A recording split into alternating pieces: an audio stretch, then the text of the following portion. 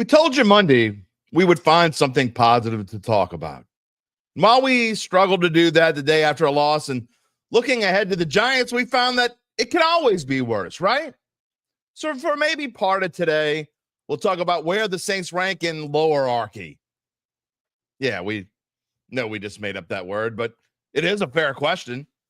We'll also talk about more about the Saints' future, take a quick look at the Saints-Giants game this weekend, and whatever else that might be on your mind this morning. We'll also get away from the Saints a bit and bring in my friend Franklinton football coach Nick Saltaformaggio, who is one win away. He knows how to win, unlike another team here the last 5 years. He is one win away from bringing a third different school to the Dome for the state championships. What does he think about his chances, and what matchups are we looking for most in Friday's semifinals? We haven't talked about high school enough here. See, I told you there were positive things to talk about today. So let's get to it. It is next. It is the Dattitude podcast. If you're looking for the latest scoop and in-depth interviews on the Saints, the NFL, the Pelicans, LSU, along with the best bets of the week, then lucky you. Along with high-powered, in-the-know guests who cover our teams, Jim Derry brings plenty of Dattitude. And he'll always tell you the way it is, or at least the way he thinks it is.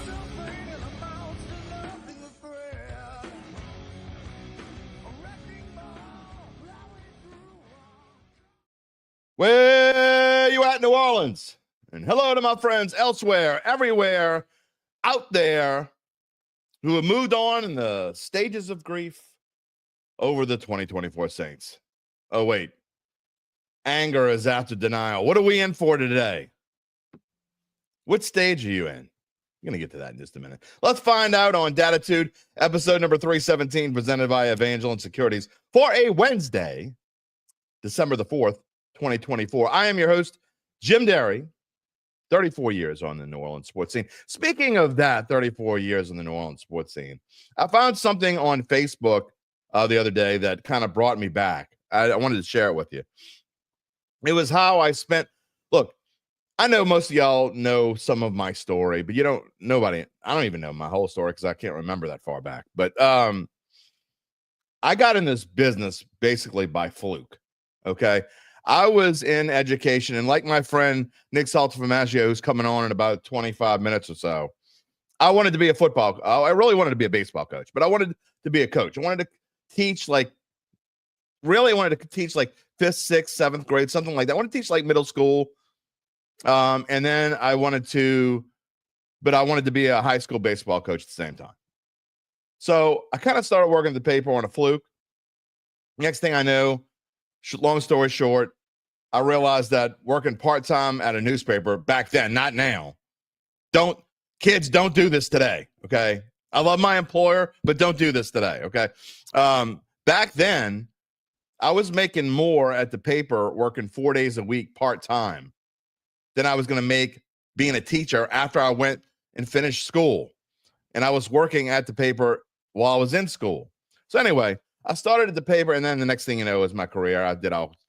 If it's at a newspaper, other than typeset, like actually go down there and work the machines, I've probably done it. I even delivered papers as a kid. But this is how I got my career started on a permanent basis at the Times-Picayune. And it was, I don't know how many of you remember. You old farts will remember this. You remember? I found this I know this is a tweet, but I found it on Facebook.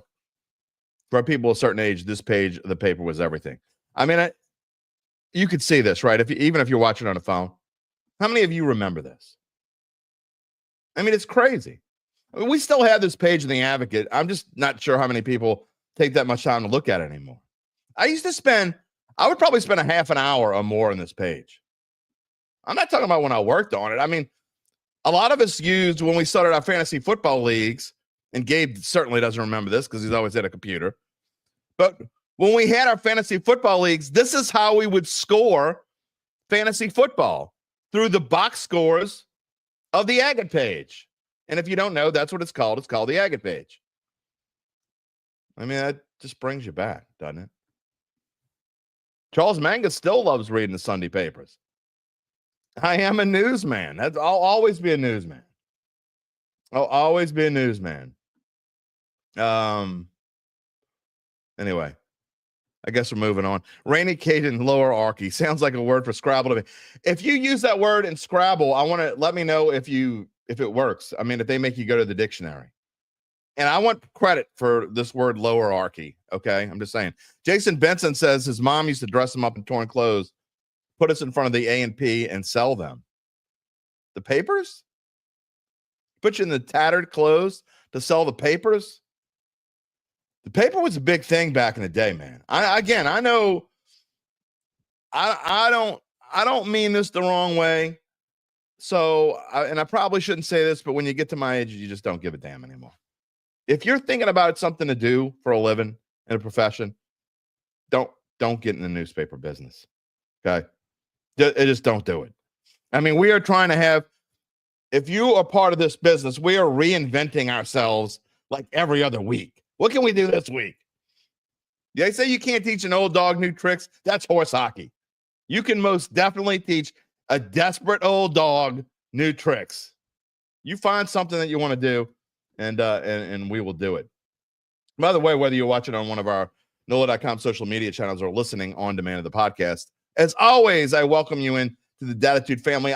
Look, you are diehards. If you're here this morning, we're gonna talk a lot about Saints. We're gonna start the show with Saints. We're gonna end the show with Saints. In the middle, we're gonna talk high school football semifinals. And look, even if you're not a Louisiana high school football fan, I know that you're gonna find Coach Salt an entertaining dude. Okay.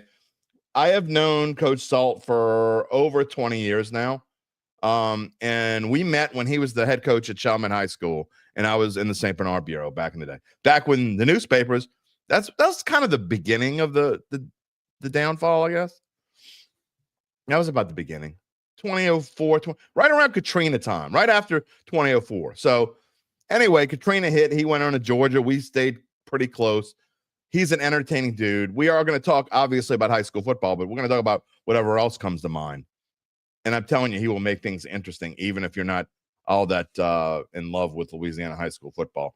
But as you know, you can be a part of the show by typing in your comment, whether you're watching on YouTube or Facebook. And if you're watching on Facebook, or if you're watching somewhere else on YouTube, or if you're watching on our YouTube page and you're not yet subscribed, please do so. Please subscribe to our YouTube page. That is how we we're trying to get everything going. At some point in the fairly near future, not tomorrow, not next month, but in the fairly near future, my goal is to we're only going to be on our YouTube page. That's coming at some point before too long. So just giving you a heads up. If you watch a lot on Facebook, you're going to have to watch on YouTube at some point. You get in touch with me on X at Jim Derry Jr. Or via email, jderry@theadvocate.com. I have a lot of tweets right now. I'm not looking at them because there's some numbnuts who, you know what? Let's do it on the air live. There's an interesting, and I'm gonna get back to the comments in just a minute because we are gonna spend time talking to you this morning. But I'm gonna call this up live, and I purposefully ignored my notifications. Okay, this started way back with. There's a thread going on right now, and you can find me. But there are people bitching is the only way to put it. Complaining, whatever, however you want to put it. About, here we go with Derek Carr again. I guess they were listening to the show Monday. It was some people that were listening to the show. It was a thread that I commented on as well. And it went to, this is how people, they just type in whatever makes sense to them now.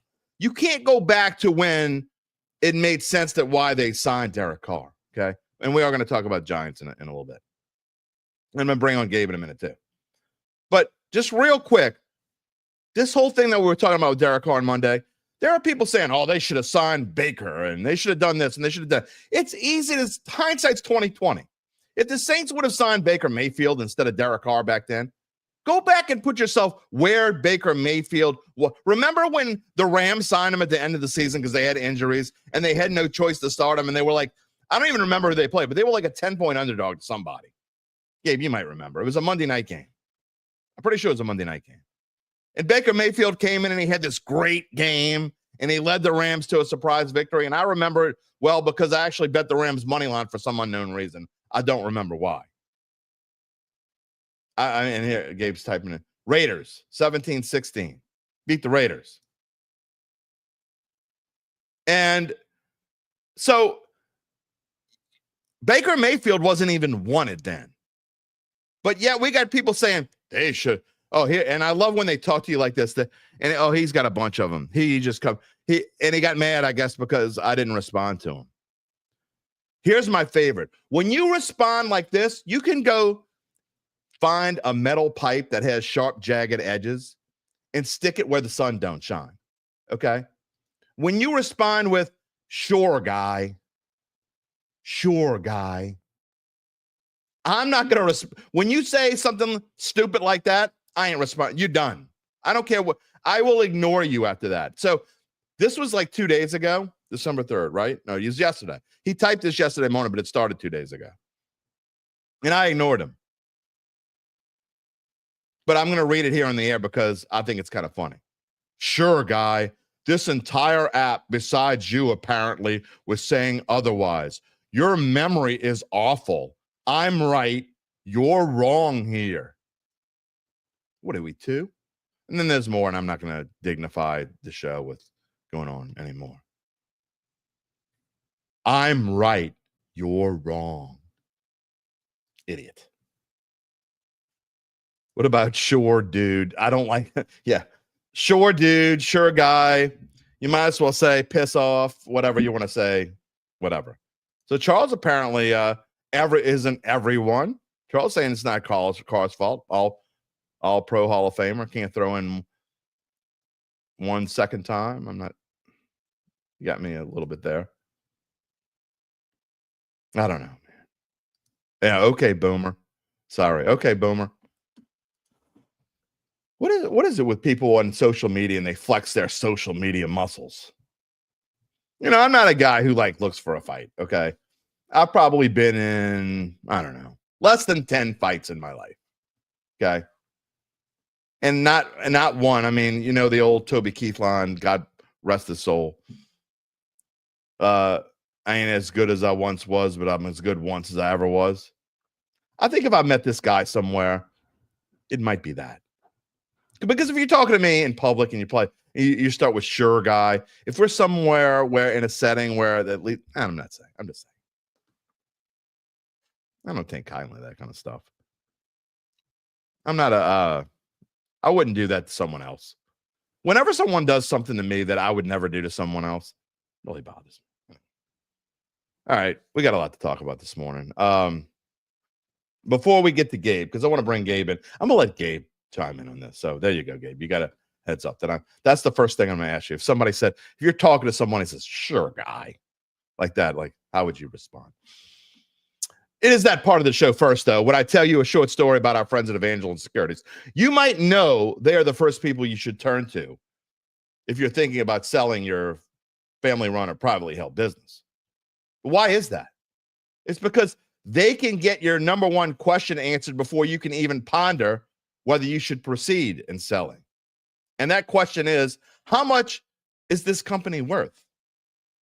That's right. Evangeline's founding and managing partners, Nick Braden and Ron Hemelt, will start by scheduling a complimentary valuation. Then, and only then, if you decide to proceed, Nick and Ron will be there for you and guide you through the process. Well, you and your family as well. It's kind of like the offensive line of the Saints used to guide Alvin Kamara and even Deuce McAllister and Mark Ingram through a hole. Remember those days? Yeah, those were fun. Sure, guy.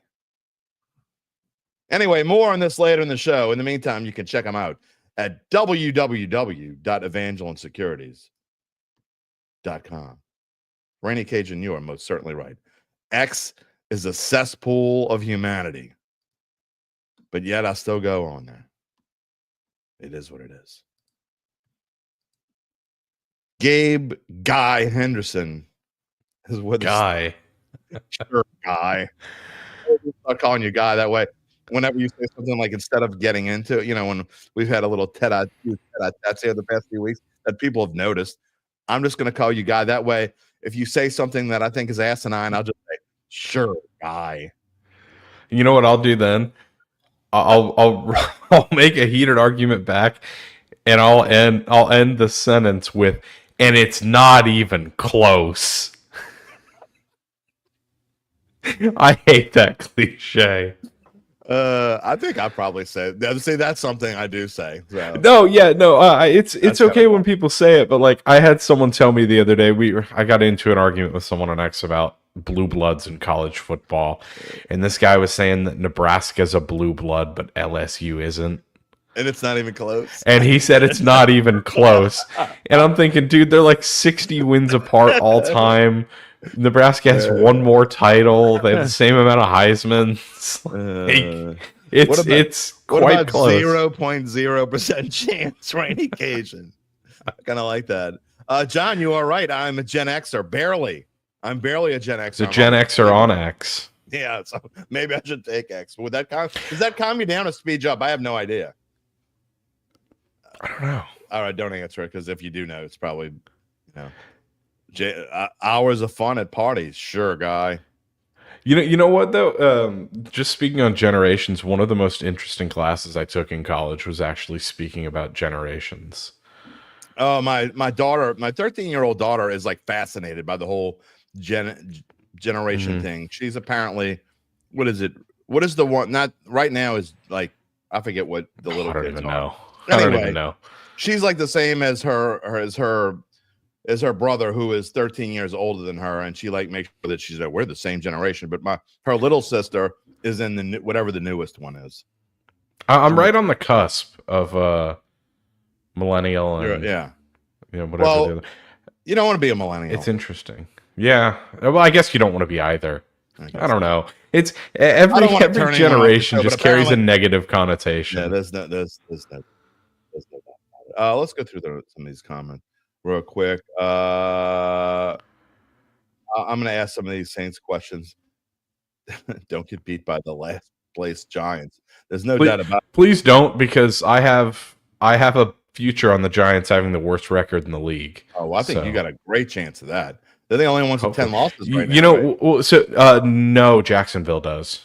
Oh, okay. Here's the funny thing. So we talked the other day about me driving to Louisiana to place my futures before the season. I was driving. On my drive, the Texans were playing the Giants in preseason, and Daniel Jones, as I was pulling up to this gas station, threw a pick six in preseason. And I told myself, I looked down, I said, you know what? I'm going to bet the Giants to have the worst record. Oh, Lord. John's right. Gen X is the only cool generation. Not even close. I would say baby boomers too, but I mean, my parents, they were baby boomers, so I don't know. Anyway, what else you got from me this morning? I know you got something good. Yeah, did you see the stat about the Bengals the other day? No, I missed it. They're the first team to ever score 26 points or more in 6 games and lose 6 games. They've now scored 33 points and lost in 4 games, I believe. Yikes! I don't know. It was some discussion that was happening on First Take, and I just can't believe how pitiful that. Your boy Zach's got to be gone, right? Zach Taylor? Yeah. Why is he my boy? I'm just calling him your boy. Sure. I was gonna say I said Zach Tayller should have been fired the year before they made the Super Bowl. I think he cost him the Super Bowl. He's a bum. But yeah, no, I mean he either that or the defensive coordinator. People keep telling me their defensive coordinator's good, they just don't have the personnel. But how can he be good? I was gonna say I don't really know how you can. 414 yards to Russell Wilson. Yeah, can't be good. Yeah, and there were other people saying no, Bengals definitely suck, but I saw just the absolute pinnacle of sports media. I saw First Take talking about it, and I saw Shannon Sharp blaming Joe Burrow for their losses because he had a turnover. He had a turnover the other day, or a few turnovers, and I'm thinking you're crazy. That's absurd. Yeah, I mean, out of all the people to blame, well, when your offense, I mean, they have to be. Probably top 5 if I had to guess. I'll pull it up here while we're talking about it in scoring defense or scoring offense in the NFL, right? Yeah, no, I mean, I know. Well, we're about to see. In fact, I'll show you a slide in just a minute. But the Saints slide, the Giants are. I know. Well, they're not too bad on defense. They're not great, but offensively, they're fifth in the league in scoring offense. They average 27.9 points per game. Yeah. And they are 4-8. Yikes. All right. Well, you ready for would you have won your best bet? You did make. I did. Yeah, it was my sicko best bet last week. It was. Remember, I had Mississippi State plus 26. That's right. That's right. Yeah. And now also easily. So won that bet. Make sure you have your kid. I mean, if you were in the content next year, we're going to put you in the damn thing. We're going to figure out how to. Sounds good to me. Because you'd be killing us right now. And I know you have an advantage. You're only picking 1. We're picking 5, but still, I mean, you're like, I don't know, 7 out of your last 10, and one of them was a really stupid tease. One of the ones you lost was a really stupid tease that I told you. Two of the ones that I lost were teasers. Okay, well there you go. So don't do that anymore. But anyway, yeah. Well, it's funny because teasers, when we played big bucks last year, teasers were the thing that got me back into it, and I ended up winning big bucks. Robbo's got to run. Thank you for showing up, Robbo. We appreciate it. You can watch the rest of the show on demand, of course. All right, we're going to talk to you tomorrow with your best bet. We'll see you then. Sounds good. I got to come up with one. I know you will. I haven't come up with mine yet either, so we're in good shape. That makes me feel better. All righty. All right. Coach Schultz in the green room. I'm going to talk about it in just a minute, but today we're going to start and end the show with Saints. We talked about Saints a little bit, and I told you it could always be worse, right? I mean, I'm having to fit numbers in there now. They got 10 losses. So it's like covering up the whole bottom of their screen because they got so many damn losses. You look at the numbers here. And again, we're going to come back to the slide after we talk to Coach Salt. But, I mean, look at this, the Giants. You think I know the fans, it's hard to be. We talked about the 5 stages of grief and denial and all those things. And look, yes, the Saints. How many times do I need to say? They need so many changes here. Rizzi's not the answer. You need to change from the studs up. I might even ask Coach Salt what he thinks about that. But you need to change from the studs up, okay? When you're in this position and you continue to get worse, and it's now we're going to be going into year 4 without Peyton, and things keep getting worse. You got to change. You got to get rid of everything that has to do with Peyton, in my opinion. Rocky asks, what's the real likelihood that changes in the Saints front office and medical staff are made? We're going to talk again. I don't want to talk about medical staff until the offseason. But we're going to have, at some point in the very early stages of the offseason, we're going to have an entire show on the Saints medical staff because it's the same medical staff as the Pelicans. Just saying. What's the real likelihood that changes in the Saints front office are going to be made? The chances of this, if Mickey Loomis wants them to be made, they'll be made. In other words, if he decides to go into a advisory role on his own, then it'll happen. If he decides he doesn't want to leave and he wants to continue to be in that role as general manager, I got to be honest. I don't see any changes being made because I think it's up to him. Again, these are things we'll talk about a lot in the going forward. Real quick, last question before, again, we're going to come back to Saints, so please feel free to have your questions ready. I'm telling you, you're going to want to watch Coach Salt. It's going to be entertaining. Even if you're not that in love with high school football, I'm telling you, it's going to be an entertaining segment. But the last, and Rocky agrees, yeah. Last thing we're going to talk about before we get to high school, and then we'll come back and finish with Saints again. Charles says, heard some crap on Facebook. I don't know where you heard this from, that Rizzi will not take the job if he was offered it. Horse hockey. The chances of him taking the head coaching job of the New Orleans Saints if it was offered to him is about 100.0%. Zero chance that he wouldn't take the job. So I don't know where you heard that from, but that's a perfect example. Stop believing everything. I had, last thing, I had an argument with a dude the other day. I'm not going to mention his name. I'm just going to say this. We start arguing about something, not arguing, disagreeing about something sports related. And he's about ready to go to the Google machine. I don't know how many different ways to tell you this. Just because you saw something on Google or Twitter or Facebook or Snapchat or Instagram, it doesn't mean it's true. Just saying. All right. I'm going to come back to this in just a minute, but I'm going to bring on a man who also has, I think the reason why that Coach Salt and I are as good of friends as we are is because I think in lots of ways we think the same way, and we don't have problems sharing our opinions. I agree. I mean, you and I have gotten ourselves in trouble throughout our lives sharing our opinions, but if you don't like who we are, then change the channel. Yeah, there's a billion places you can go on the planet. Just go. I mean, just go. Coach, you and I have been friends for over 20 years now, and we have seen each other's careers go in different paths. We've both had times in our careers where it's been great, and times in our careers where maybe it's not so great. But it's good to see that you're in a place now where I know that you are thrilled to be at Franklinton High School, and finally a place where you can, it's hard for a football coach to have peace, but I know that you have peace right now. I do, Jim. We talked a little bit. It really reminds me of Chalmette pre-Katrina. It really does. And it's a great community. I have an unbelievable principal, and look, it doesn't matter. I just heard you talking about the Saints. It's irrelevant who the coach is or who the general manager is.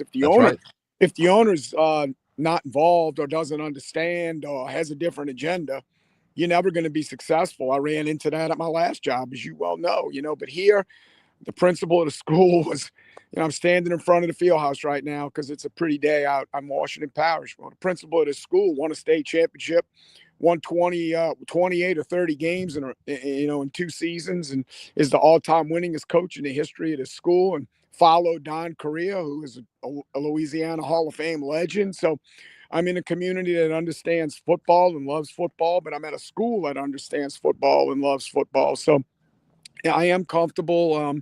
They allow me to be comfortable in my skin, and it's given me an opportunity to do what I love and finish my career at a place that loves it as much as I do. Well, I'm glad that you found your way there. And look, Franklinton is for a guy who lives in Lakeview, went to Holy Cross, and to find your way to Franklinton is not an easy place really to find. So obviously, I know we both believe in higher powers. I think our higher powers have led us to where we are now, and certainly led you to Franklinton. Yeah, there's no question. I remember when Shane called me, it was funny. We had 2 conversations. The first conversation was, would I be interested? And I absolutely was, because when I was at East Jefferson, we were in the same district with Franklinton, and I knew what they were. I knew what coming over here to Demon Stadium was all about. And the second conversation was, he said, word's getting out that I'm talking to you and people are worried about your age. And I said, Shane, I'll tell you what, you tell those people to meet me on the football field and we'll see who the last man standing is. So, he knew then I had a lot of gas left in the tank, so to speak. And, it is a high energy job. There is a lot that goes on with being a really good high school football program, from fundraising to academics to teaching in the classroom to running a weight program. To obviously the X's and O's aspect of it, putting a staff together. And so I think, once he found out that I had the energy to keep going, it really has been a match made in heaven. And I tell my wife all the time, it's an easier job for me, and it's an easier drive for me here, even though I still live in Lakeview, than it was at my last job. And I'll do it every day until I can get that St. Bernard Parish Holy Angels graduate to move, But it's well worth it for me. And we're sitting here in the semifinals against a really good opponent in Iowa. And so we're working again today and getting ready for Friday night. You've been a part of football teams that have been playing in December. What is it like to be playing high school, to be coaching? Everybody talks about Thanksgiving, but really, the goal is to be playing in December, and you guys are doing that. It's the first time at Franklinton in quite a while. What's it like to play this week of the year? It's great. I told them after the game, Jim, I said, guys, let me explain something to you. Everybody talks about wanting to practice at Thanksgiving and being in that quarterfinal round, but there's nothing better than practicing in December. But, the interesting thing up here is, because it's been 10 years, just getting them acclimated to the weather. It's cold up here. It's It's funny. I call it country cold. I drive across the bridge and it automatically is 20. As you know, you live on the North Shore. Yep. It's 20 degrees colder over here. Well, we're way up in Washington Parish. It's another 10 degrees. So, when it's 50 at home, it's about 30 here. So Yeah. we have to get acclimated to the weather. It's darker now, which is nice because we get to practice in the stadium. To end practice, we practice our group stuff in the stadium. But just, also what people don't understand, and I told our kids this, if we're fortunate enough to get a win Friday night, we're practicing again next week. The week we come back, you take exams.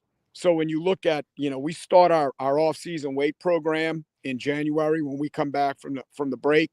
So from January of last year, and I give them off a week in the summer. That's it. They get 1 week off in the summer.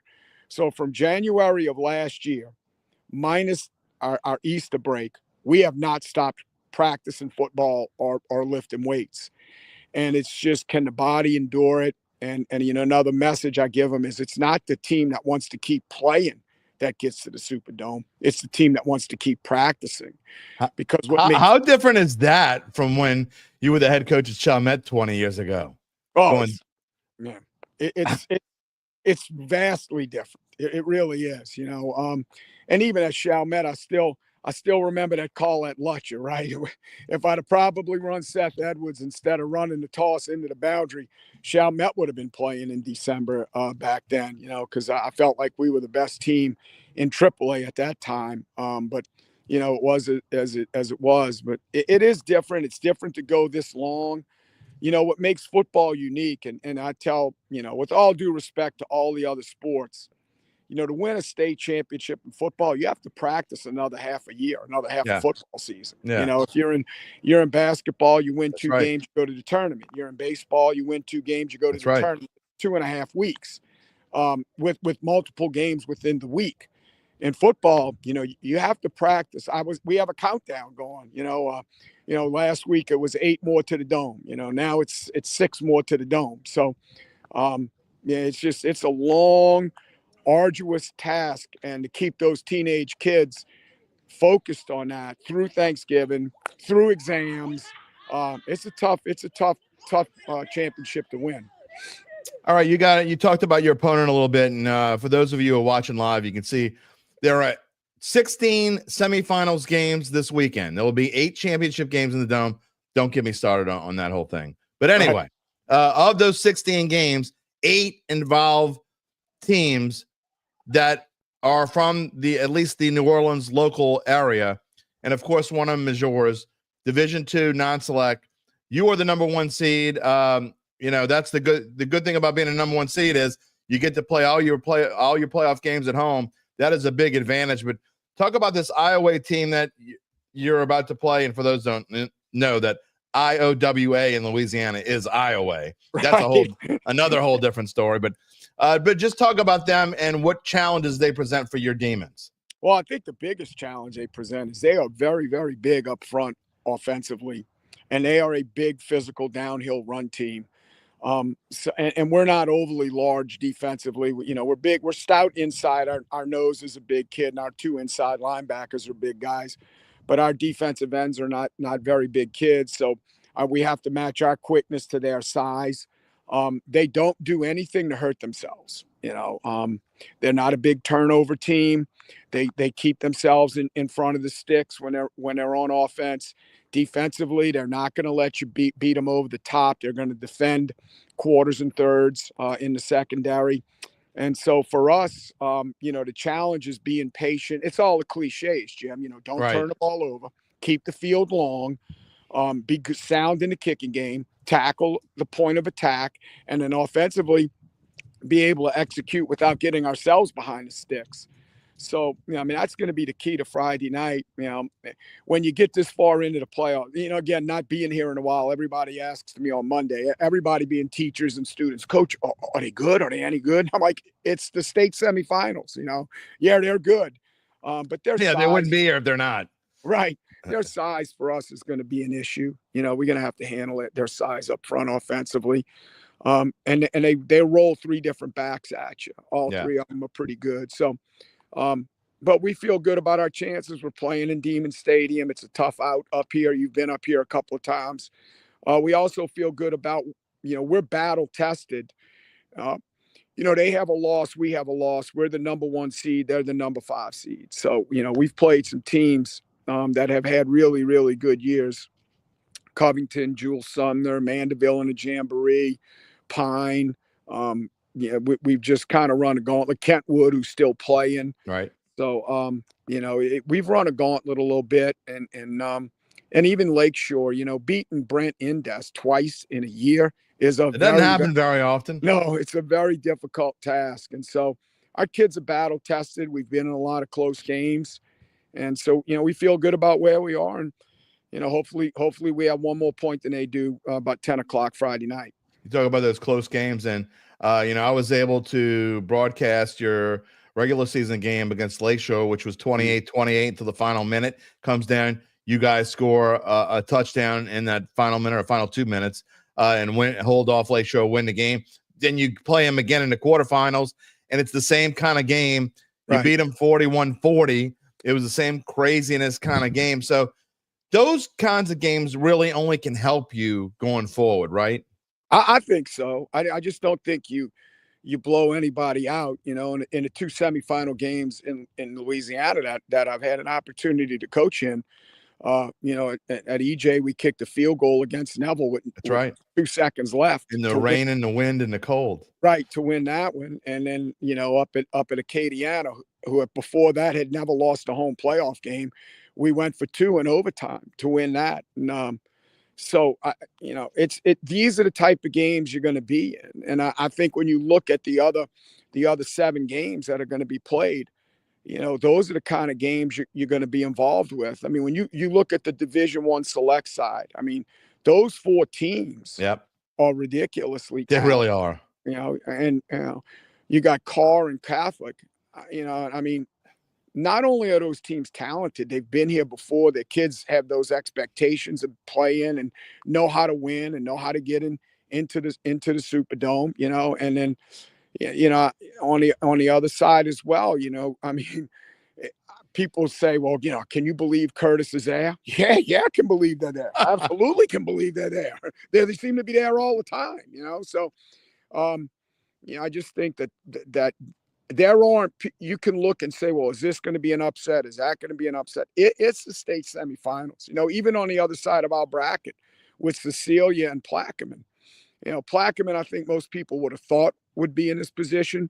Cecilia kind of had what we had. They went through a gauntlet of a schedule, and they prepared them for a playoff run. And they have a lot of talented players. Obviously, they're the defending state runner-up, but I mean, they were there last year, so they know how to get there. So I don't think when you get to the semifinals, there is such a thing as an upset. I think if you get an upset, maybe in round 1, round 2, but when you get this far in, all these teams deserve to be playing.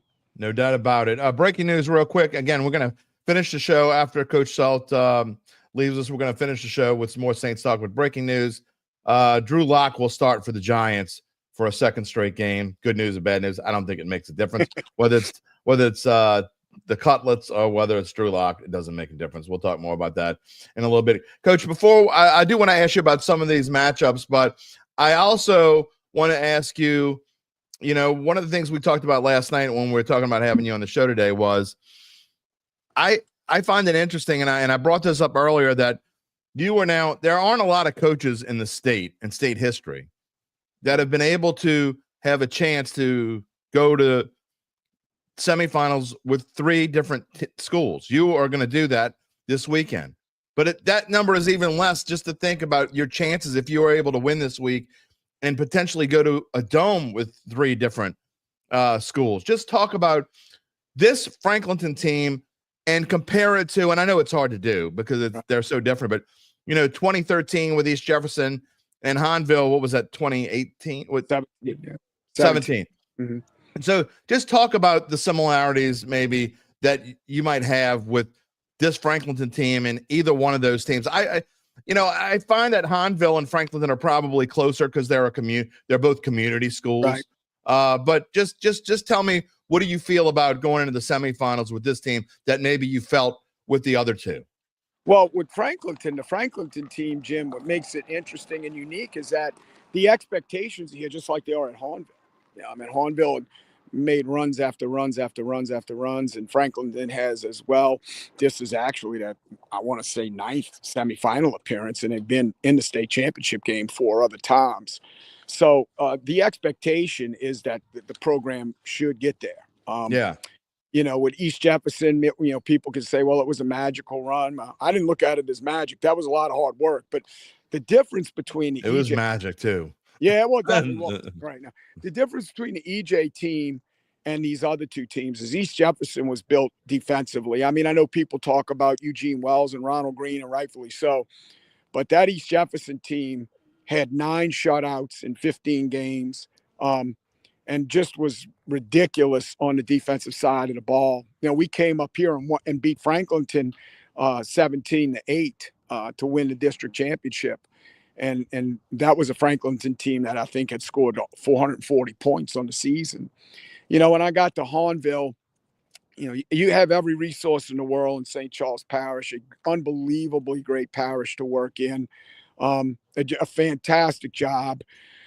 If there's any stress in that job at all, it's that they want you to be a state champion. They do it across the board in every sport. So that is the similarity here that we had at Hahnville. The difference here in Hahnville is you got NFL guys that litter your roster. Yeah, I mean, that Superdome team had 2 NFL football players in the backfield. With Puka Williams and Jaquan Jackson, Adonis Freelou, who's playing at Tulane right now, and a few other kids who went on to play college football. We're not quite there yet here. You know, I know I kid Shane all the time. Shane had 2 NFL guys. He really had 3 NFL guys on that team. You know, when you look at Adrian McGee, and then they had Josh Robinson, who coaches our running backs here, and Terrence McGee. But they were littered with talent. Now, I think that talent is in this community again. And now that our program's back rolling, those kids will start coming out and wanting to be involved with it again. So there are some very similar situations. And the community, it's still a community school. It's a big community school up here. If we're fortunate enough to win Friday night, they'll definitely close the town down and head down to New Orleans. Last question on Franklin before I ask you for some of these semifinals. Is there ever an end of a line of McGee's in Franklinton? Doesn't seem. I hope not. I hope not. You know, we got one right now, Connor McGee, who's a special talent for us. Really plays multiple positions for us. Quarterback. He's the Taysom Hill of Franklinton. He's a quarterback. He holds on our kicks. He returns punts. He returns kicks. He plays receiver. He plays running back. You know, so I've often said they should change the name of Franklin to McGeeville. I'm just saying. Yeah. Let them keep coming because they all seem to be really good football players. All right, I want to ask you about some of these games. Obviously, your game, the Division II non-select game, Franklinton and Iowa. What about you? You touched on it. I mean, have you seen? I mean, this is what you look for in semifinals, and I know people aren't used to Alexandria being in the semifinals, but you got a clashing of styles. Curtis doesn't want a lot of points to be scored. Alexandria wants there to be 70 points, and that's just on their own side to be scored. I am so interested in Curtis. You knew when Curtis was an 18 seed, if you were like on their side of the bracket, you're like, this just sucks. We've worked our tails off all year long to be this high seed, and we're going to end up having to play Curtis. And yep, John Curtis is doing what John Curtis does this time of year. Right. Well, you know, I think, first of all, with Alexandria, you got Coach Bachman, who's off that Evangel tree. Right. They're going to throw it all over the field. The thing that it makes, there's many things that make Curtis great, right? But on a Friday night to have to coach against Coach JT and that staff, it's hard to find somebody. Yes, it is. Right, who is more prepared for what you do than when you play those guys. They know you inside. They know you as well as you know you. You know, right? And so, yeah. And then what makes it difficult as well is they just don't give you the ball a whole lot. You know, and if they can control the clock, and again, cliche, keep the field long, they are the toughest out left in the tournament. You know, in that division. I think Alexandria is going to win if I had to take a pick, but at this point, you can never be surprised if Curtis finds a way to move on. I think Alexandria is just so underrated. I think they really are good. Yeah. Well, they have a power 5 running back or power 4, whatever it is now, power 2, whatever. I don't know what it is anymore. Call But it between college powerful. and the NFL, there's not enough money for everybody. You know? No, there's Crazy. not. What about Carr Catholic? This is like the Clash of the Titans, right? I mean, this is the one you hope this happens because you want to see this. I'm not going to pick this game. I mean, I've always said that Carr is kind of like the cat and the mouse. Okay. You might see them and what are they like last week? They were losing 14-0 in the first quarter. And you're like, what are they doing? Oh, they won 42-14. They just kind of play around with you until they get sick of it. And then they slap down and put their paw on you and they're done. Yeah. Well, I just think Carr's just, a little known fact that the school I was at before I came here, the Carr quarterback was our eighth grade quarterback. You're not mentioning any school names, right? No, I'm not. No, but anyway, I know Mr. John very, very well. His dad's a ball coach, and so he's had an electric year. But they have so many football players. They just do. They just are all over the place. And Bryce does an unbelievable job. When you have that much talent on the field, Jim, it's hard to keep everybody happy. But he has a way of doing it. It really does. His kids play ridiculously hard. Defensively, the speed just overwhelms you. Now, look, they're big interior. They're big inside, but their speed, there aren't enough accolades, to throw out there. I mean, they just get guys like Aaron Anderson over and over and over again. Right. And if you didn't know Aaron Anderson at LSU, went to Carr, and he was really, really good at Carr. But they just keep reloading like that. I think they have a cloning machine in their chemistry department. They must. They just keep turning them out. It's insane.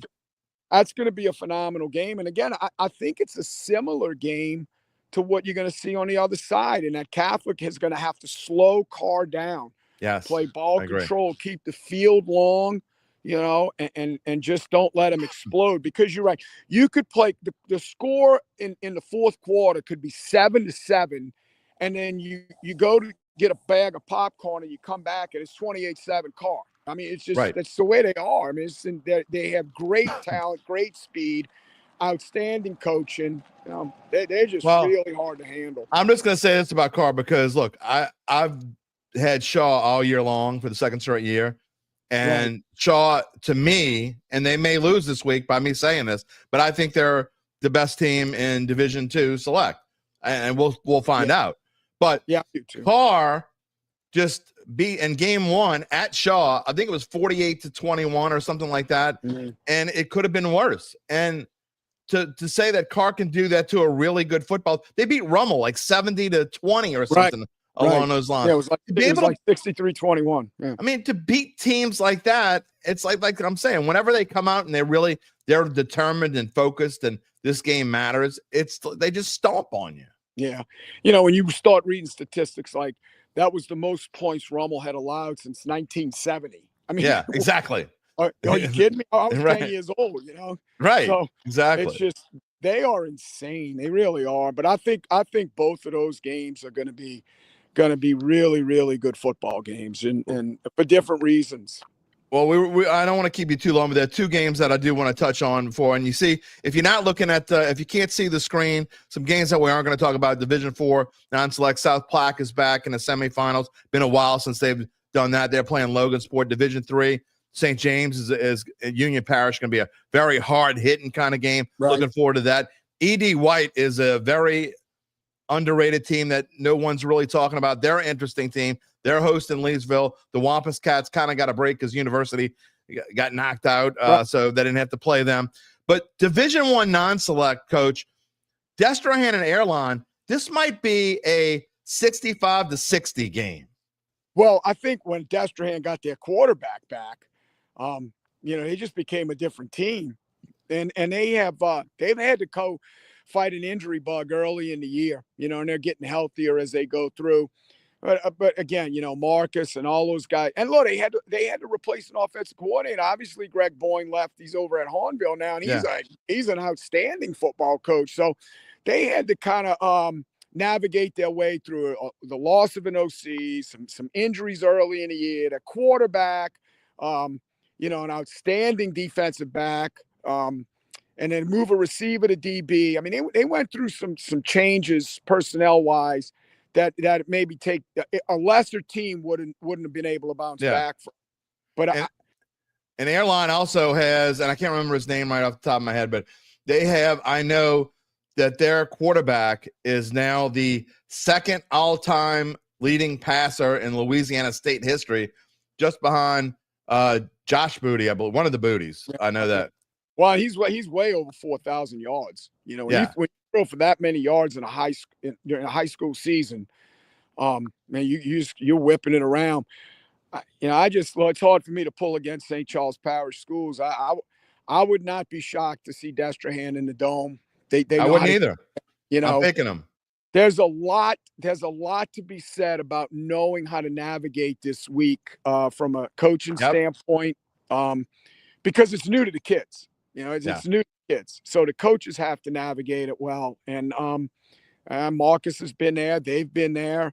The school's been there. Their principal, Jason Madare, very similar to what I'm dealing with here. Jason was an assistant on many, many deep playoff run state championship teams over at Destrehan. So they know how important it is. And it wouldn't shock me to see Destrehan win that at all. Me neither. I got one more game to talk about. But first, Kyle Sherman, who's a regular and a member of the Dattitude family, says, "Congratulations, Coach Sal, for a great career. Pretty sure we wrestled each other in the JV City finals years ago, unless it was Nick's cousin. Did you wrestle?" I did. I'd like to tell you I was good, but I'm not going to lie on TV. Is it your brother? No, it was me. Yeah, a long time. That was a long time ago. Shoot, I had hair back then, Jim. Yeah, I know, and it wasn't gray. No. All right, last game here, and it's the one that obviously I'll be calling this weekend for Varsity Sports Now. And what can you say about the research? You know, this resurgence started a little bit before. You've only been in Franklin for 2 years, but you knew as soon as Coach Hank went to Shaw that things were going to change there, and the Eagles are playing like the Eagles of a quarter century ago. And Archbishop Shaw against Madison Prep in Division II Select. Well, obviously I'm pulling for the Eagles. You know, Coach Hank is. By the way, real quick, Coach. Kyle says he won. He probably did. So anyway, but it's not just Coach Hank. You know, Mike Biamonte and Coach Alello. Frank was on my staff at EJ, and then Adam Giglio. That's right. You know, who's on that staff now is another Holy Cross guy. D'Artagnan Miller. Just those guys have a lineage of people who have either worked with Hank before or have just been part of this program and understand the way he does things. And, you know, when he went back to Shaw, they rallied around him. The school rallied around him. The community, the Shaw community rallied around him.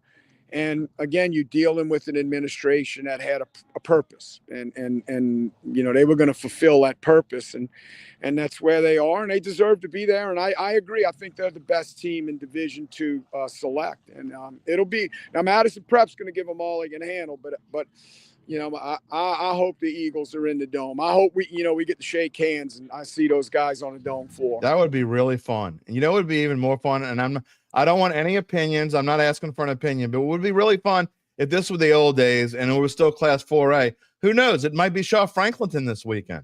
I'm Coppers here. They played Shaw in the spring game, and okay. And so I don't know the outcome of it, but I do know they had played in the spring game. So yeah, I mean, it would be interesting. Those days are gone, though, buddy. I don't ever see. Yeah, they're not coming back. They're never coming back. I think actually, and I got to say this, I will give the LHSAA credit for all the stuff that they've gone through the past 11, 12, 13 years. I think this is the best place that high school sports have been in that long. I mean, since all this mess started, I think they're the best place they've been in. I agree. Jim, listen, I heard you say earlier, if you don't follow high school football, I'm a tip of the hat to the LHSAA, because the LHSAA and high school football, it's a whole lot more stable now than the NCAA Absolutely. and the NFL. I can tell you that, you know, and I know it's high school football and people will say, well, it's high school football, but you know, at the end of the day, there are still words like loyalty. You know, I told one of my coaches today, I wouldn't publicize my commitments in college anymore. I'd get rid of the word, that word commitment. There's no commitment. There is no, I'm committed to the dollar. You know, that's what I'm committed. I'm not committed to LSU or Michigan or Ohio State or Alabama. Georgia. I'm committed to the dollar. And so high school football to me is why I love it. It's still the purest part of the game. An underdog can win. The kids have to play at the school where they live. You still have coaches who are doing it to develop people and then players. And you know, if you could get all those things together, you're going to have great programs. And that's why I just love high school football. Well, I will tell you this. I know that, and Rainey Cajun says high school football in the South is on a different level. There's no question. Charles says it's better managed than the NCAA. I know this. I know that you're not a huge NFL fan, but I do know that you love college football. Yeah. And when your season is over and when we get closer to this playoff that I find is interesting, I'd like for you and I to have a little chat about college football and maybe, you know, where you think the state is of college football. Because I do, when I have a show on that, I think it's important. And I think you'd be a great person to talk to about that. So after your season's over, we'll talk again about college football. Count me in, but I hope it's in 2 weeks.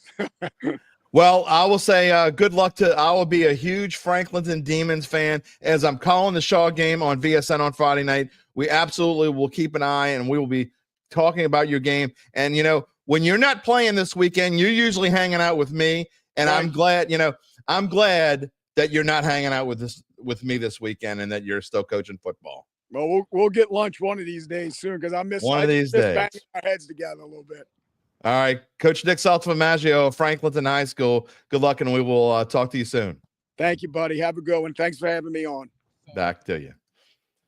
Love talking to Coach Salt. I mean, we don't talk as much during football season for obvious reasons. Not only is he super busy, but obviously I'm super busy. But, we do spend a lot of time talking to one another in the off season, whether it's just a quick text once a week to say hello to one another. But that's how we've been. And so this business it's an interesting business because, I've told y'all this.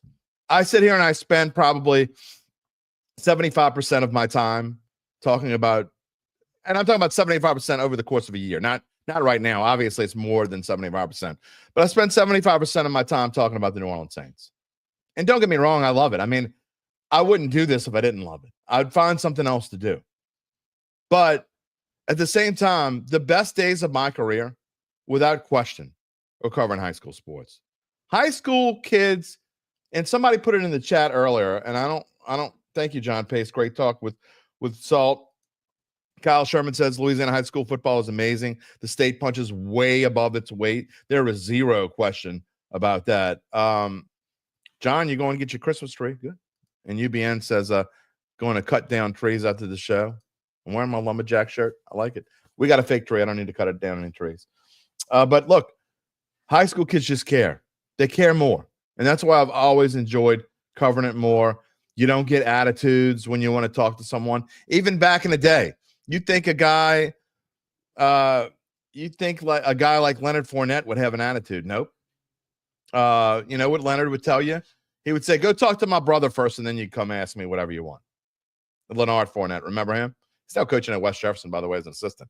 But no, high school football and guys that you've covered throughout your career. I remember, and I'm not going to go too much on a tangent here, and I've told y'all this before, but there was a day back in when I had come back to high school football in 2013. I covered news for a long time. Okay, I left the sports world for 6 or 7 years, something along those lines. I was doing Page One for a while. Then I was kind of, even though I came back to sports, I did a lot on a desk. And anyway, I was kind of out of high school football from 2006 until 2013 when I came back. And when I came back, I didn't know anyone. All right. And so I go to the 7-on-7 tournament, and there's this kid there for Rummel, this little sophomore. And Ted Lewis, the great Ted Lewis, said, let me introduce you to some of these kids. Got to, here's Chase Forkade. I knew Chase he was friends with my son. They played playground ball together. And here's some kid named Jamar Chase. And here's another kid that was sitting next to each other named Christian Fulton. They went to the same school in the same class. It's just, that's what Louisiana high school football is about. Later on, I met some kids named Jefferson, Jordan, and Justin. I mean, that's what you see. My final My final ever high school all-metro team before I ended up moving on and covering St. Tammany high schools for a little while and then doing what I'm doing now. Final all-metro team. My 2 all-metro receivers. I told y'all this before. Jefferson and Chase. You can make an argument those 2 guys are the top receivers in pro football. You really could. Just saying.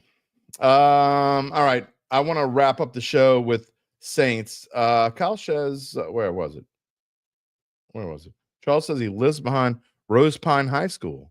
Love hearing the play calling over the loudspeaker in the man. It is kind of cool, isn't it? It really is kind of cool. All right. Before we wrap up the show with the Saints, give me a brief moment to continue on about how Evangeline Securities can help anyone who is thinking of selling their business, or even if you know someone who is in this situation, you want to hear this. Again, your best friend, your nephew, your uncle, your grandpa, dad, your mom, your aunt, whoever.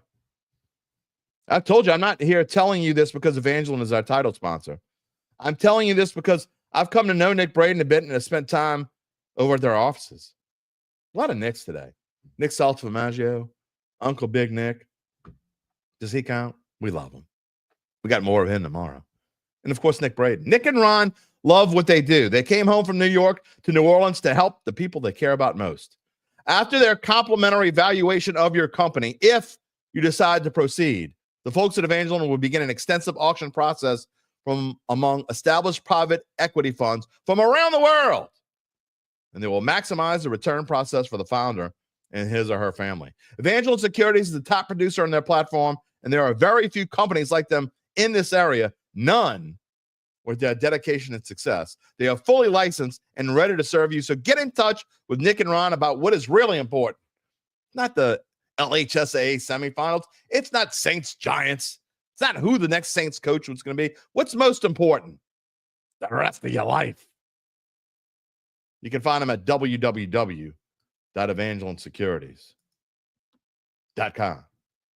All right, let's get back on the Saints a little bit. That's how we're going to wrap up the show today. Gabe, if you see any comments that we haven't seen yet from way back, go ahead and show them, especially if they're from regulars. Rainey was just reviewing the show we did. I thought about covering the Mannings as my first gig. My first gig, and I'll be on Rainy Cajun's pod. Good morning, Randall. Yeah, I went on Rainy Cajun's show. That is going to be coming out soon, I think. I'll talk about it when it comes out. I did. First gig. It was not the first gig I ever had, but it was the first non-football gig I ever had. Okay. I'd never covered basketball before. I didn't even know how to. I had to go back to and I'll give him a shout out. So after I covered this game, I had to go back to the office on Howard Avenue, which is now going to be Top Golf or whatever golf. I think it's going to be Top Golf, whatever it is. They've torn down the old building, which is sad. That's a whole nother story. But go back to the building, and I'm going to write the story, and I need help because I don't even know what to do. I'm this just turned 22-year-old kid. And I had to have the great Tommy Taylor. If y'all know Tommy Taylor out there. A lot of you, if you're involved in high school sports, you know Tommy Taylor. He had to help me out. But anyway, first basketball game I ever covered, first non-football event I ever covered was Newman versus Everett in a college basketball game. For Newman, Randy Livingston, Peyton Manning, Cooper Manning. And what did I care about that game? The reason why I probably wasn't ready to write a story, I was in awe that Archie Manning was there. I mean, because growing up, that was my dude. I mean, a lot of y'all love Drew Brees and whatever, and go down the list. Gabe, C.J. Stroud fan, whoever his former Texan idols were. But for me, see Archie Manning. Yeah, man. Nick says it's 5:04 golf. Okay. Whatever that means. Charles says, awesome show again, sitting on the patio watching the show. This is my favorite weather. It's the reason why I'm wearing my lumberjack. I love to wear this shirt because that means it's cold outside. Charles says he saw me at Saints Insider. I was on the field. Every home game I go on there with Zach afterwards. All right, so look, Saints are 5-point favorites this week. We go back to where this team is and going into this game, and we're going to talk about it obviously more tomorrow. And in our bet show, I'll have a monologue about Saints Giants, and then Friday obviously is the big preview show with Larry Holder. But it could definitely be worse. By the way, Gabe says he got to meet Andre Johnson at a high school quarterfinal. That's pretty cool.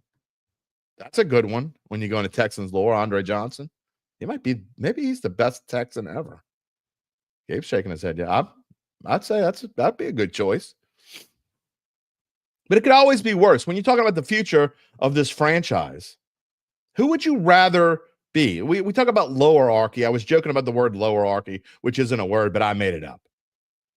Where's the lowerarchy in the NFL? Teams that, not just for today, but teams that you'd rather be the Saints over whatever, over whomever, whatever word you want to use. I don't care. It's a show. We don't have to type it. I don't have to copy edit. It doesn't matter.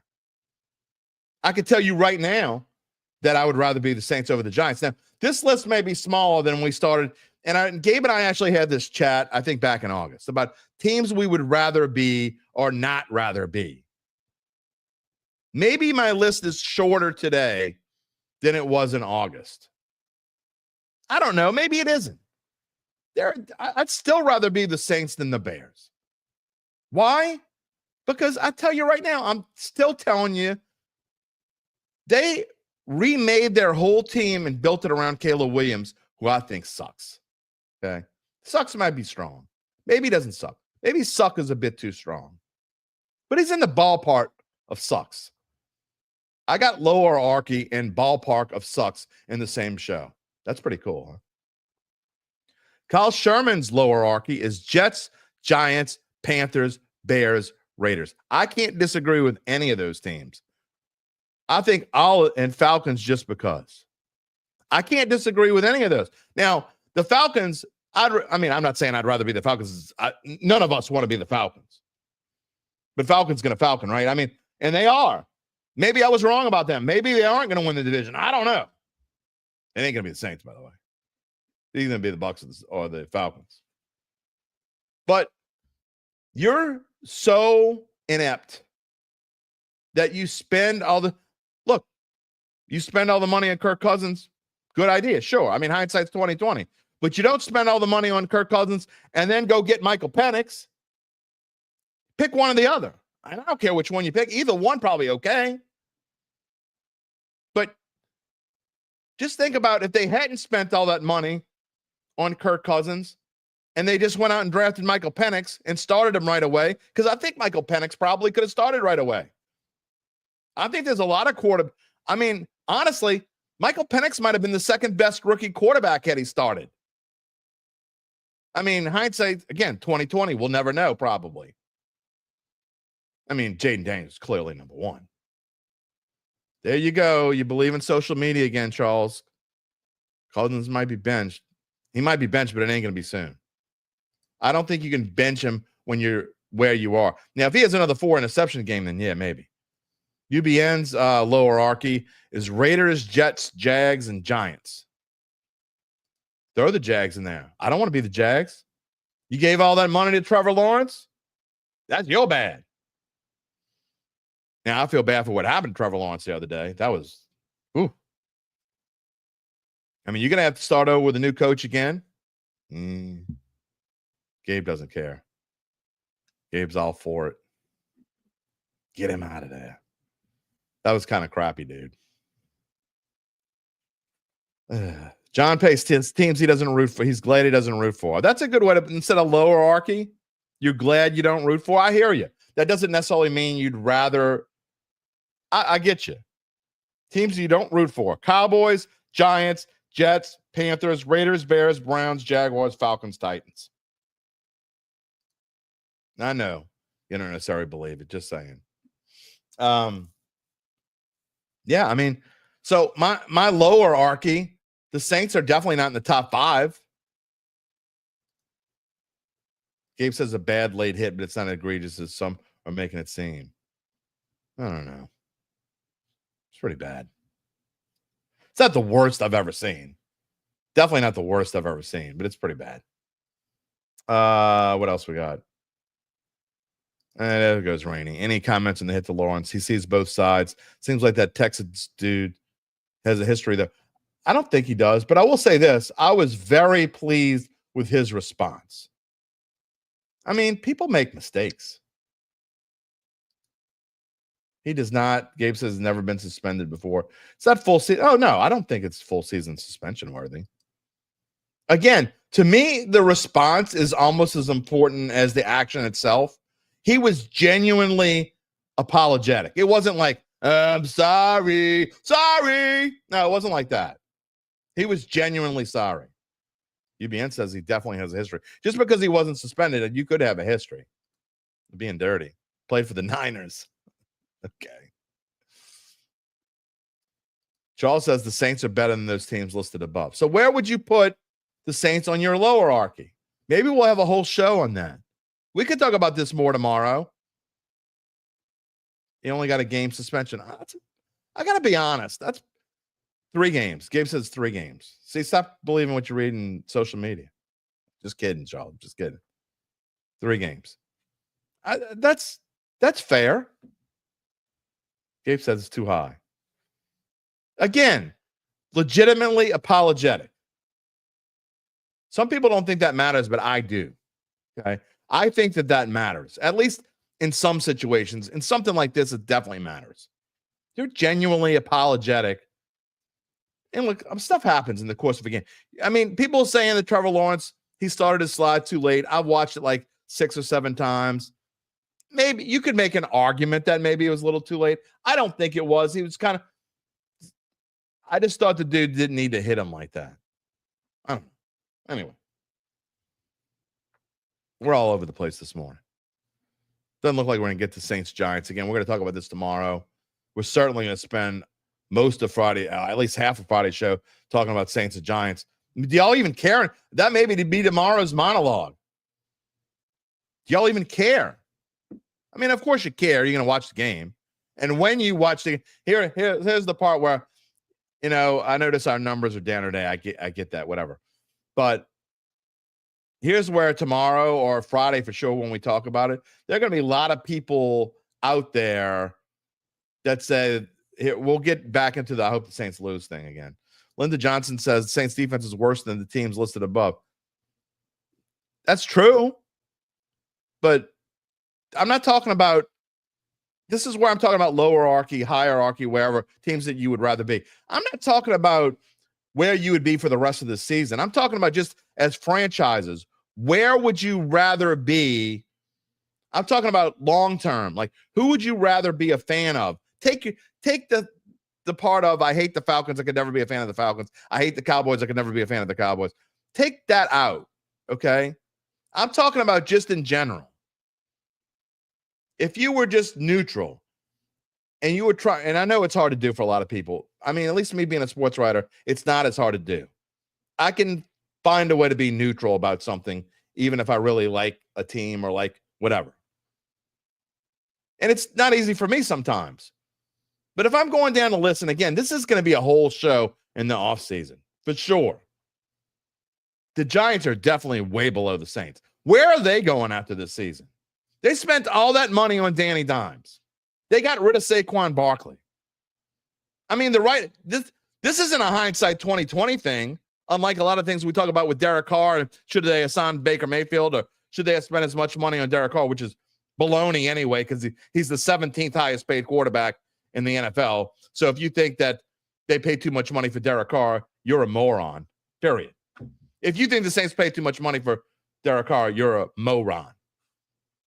That's a whole different story. But look what the Giants, that's not hindsight.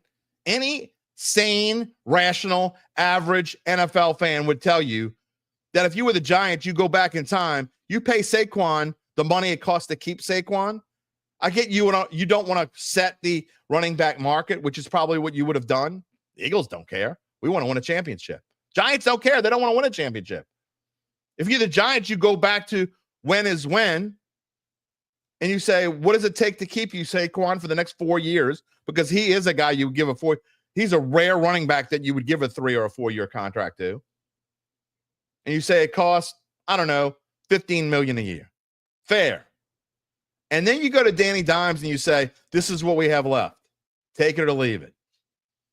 He ain't going to say leave it. Who the hell else is going to sign him? Giants are number one on my list because now I think Brian Daboll's a decent coach. Is he a great coach? He can't be a great coach if you're 2-10. I don't care who you are. So he can't be. He's probably not as good as I thought he was after that first season. Giants didn't use him like Philly does. That's their problem. That's their fault. He also got hurt in New York, too. You can't. One thing that Philly, I think, has been really good at is, for the most part, they haven't overused him. They also have a complimentary back, and they have a running quarterback. I mean, Kenneth Gainwell might not be this great, fantastic complimentary back that you're used to hearing about, but he can come in and get 8-10 carries, and he's a guy that you certainly can use if you don't need to run Saquon, if you're winning 21-10 or whatever late in the game, or 28-16 or whatever the score is. And you have Jalen Hurts, and you do the tush push, and you don't need to use him in every goal line situation. But whatever the situation, you got to look at the moves that teams make. And that's all part of quote-unquote lowerarchy. Again, a word that's going to come up again, a word that I made up and I'm going to use again. The Panthers, they have a horrendous owner. They keep making mistake after mistake. Are they playing better right now than they were playing in the beginning of the season? Have they improved since week one? Absolutely. Bryce Young has clearly been better since the beginning of the season for him. After he had sat down and Red Rifle came in and took his place. Did he learn something? I don't know, I guess. Raiders, they don't learn anything. How would you like to be a Raiders fan? Who's their quarterback of the future? No idea. Who's their coach of the future? No idea. So just think of, the front page today.